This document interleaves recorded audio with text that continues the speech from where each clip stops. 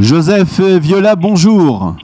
Bonjour. Merci d'être avec nous ce matin sur Studio Kalita. Vous allez être au cours des prochains jours en Israël pour participer à la semaine de la gastronomie française en Israël, So French So Good. Et alors, première question, on connaît, en tout cas ceux qui habitent en France connaissent votre réputation de chef cuisinier. Vous avez de chef, vous avez plusieurs bouchons, 3 bouchons lyonnais célèbres qui sont très connus. Donc dans la région lyonnaise. Oui. Mais alors, je voudrais vous poser des questions concernant Israël. C'est votre première visite en Israël ou vous êtes déjà venu ici? Non, c'est ma première visite. Alors, qu'est-ce que vous en attendez? Qu'est-ce que vous savez, vous, d'Israël jusqu'à présent, pour l'instant? Alors, c'est vrai que je vais être franc avec vous. C'est un pays que je ne connais pas vraiment. J'ai pas eu l'occasion donc de le visiter. Qu'est-ce que j'attends de ce pays? Bon, comme à chaque fois quand je pars dans un pays étranger, découvrir une nouvelle culture, que ce soit culture gastronomique et culture dans tous les sens du terme. C'est toujours un émerveillement pour moi quand je pars à l'étranger, parce que je sais que je vais rencontrer des belles personnes, je vais rencontrer, on va pouvoir discuter forcément de cuisine, d'échanger pas mal de choses. Et puis je me dis toujours que ça démarre toujours par un voyage, et puis ça peut avoir une belle histoire aussi dans la continuité, parce que ce qui est important, c'est pas d'y aller une fois, c'est d'essayer d'y retourner pour relier des liens. Voilà. Alors, bien entendu, on va essayer. Je ne sais pas ce que vous savez d'Israël, mais en tout cas, vous devez très certainement savoir qu'il y a une forte population francophone, qu'il y a beaucoup de Juifs de France qui se sont installés en Israël, y compris ces dernières années. Je ne sais pas si vous le savez, mais la gastronomie française, on va dire, est presque à l'honneur traditionnellement. Il y a peut-être pas, il y a effectivement besoin de faire des semaines de la gastronomie française, mais aujourd'hui, eh bien, il y a des restaurants français, des pâtisseries françaises, etc. Qu'est-ce que vous pensez pouvoir apporter, on va dire, en termes professionnels, en termes de cuisine, de gastronomie française? Qu'est-ce que vous pensez pouvoir apporter, par exemple, à ces Juifs de France qui sont venus s'installer en Israël, qui ont ouvert, parfois avec réussite, parfois avec moins de réussite, eh bien des restaurants, des pâtisseries, toutes sortes on va dire, de petits îlots de gastronomie française en Israël? Là, c'est surtout ramener déjà un petit air dans le sens global de la région Auvergne-Rhône-Alpes. Ça c'est la principale démarche. Et ensuite, qu'est-ce qu'on veut ramener? On veut ramener aussi des méthodes de travail, des techniques supplémentaires. C'est ce qui est génial sur ces voyages-là, c'est que on va tous s'échanger nos manières de travailler, nos manières de faire, et c'est ce qu'on appelle tout simplement, une façon de passer des consignes, transmettre quelque chose, parce que c'est important. On a la chance d'avoir un métier de transmission, que ce soit dans la pratique, que ce soit dans la discussion, et surtout d'échange de produits. Donc effectivement, on va arriver avec tous les chefs de la région, avec des nouvelles recettes, parce que c'est important, des nouvelles recettes typiquement Auvergne-Rhône-Alpes.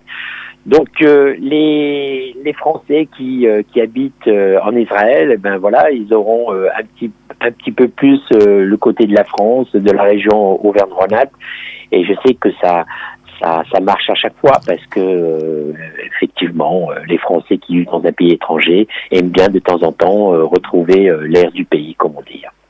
Alors, je ne sais pas, est-ce que si je vous dis Asaf Granit, ça vous dit quelque chose? Non.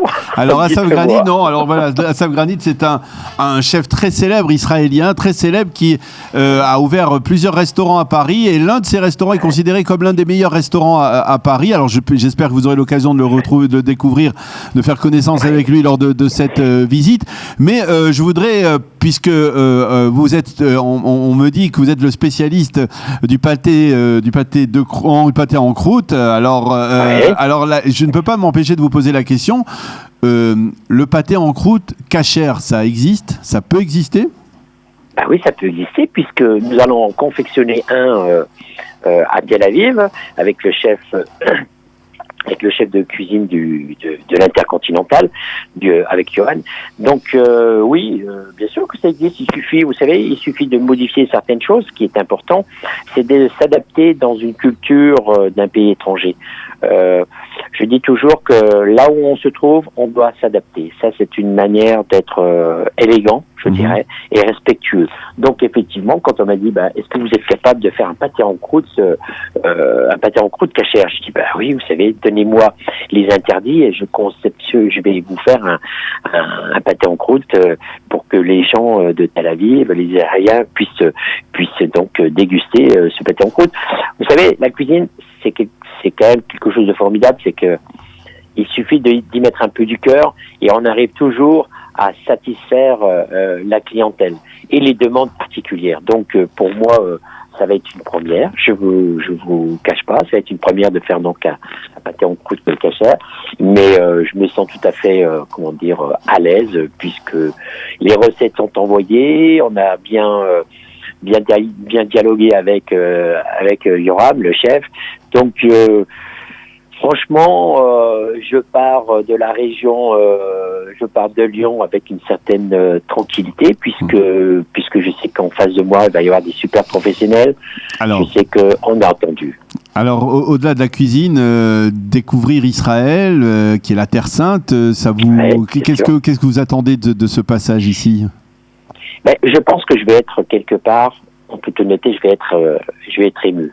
Pourquoi? Parce que on sait l'histoire donc de ce qui s'est passé sur Israël, de ce qui se passe, et forcément quand on aime les gens, forcément qu'il va y avoir, je pense que je vais avoir des belles sensations.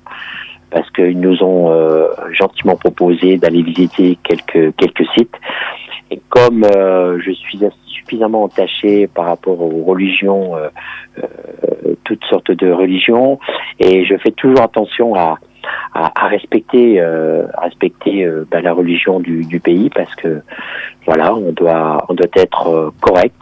Et pour moi, je vais avoir de l'émotion, ça j'en suis sûr parce que vous savez, Israël, c'est quand même qui ne connaît pas l'Israël, je veux dire l'histoire d'Israël, donc forcément on va être ému avec mes collègues, avec les gens avec qui on va partager ces moments d'échange, et je suis impatient. Je vous dis sincèrement, je suis impatient.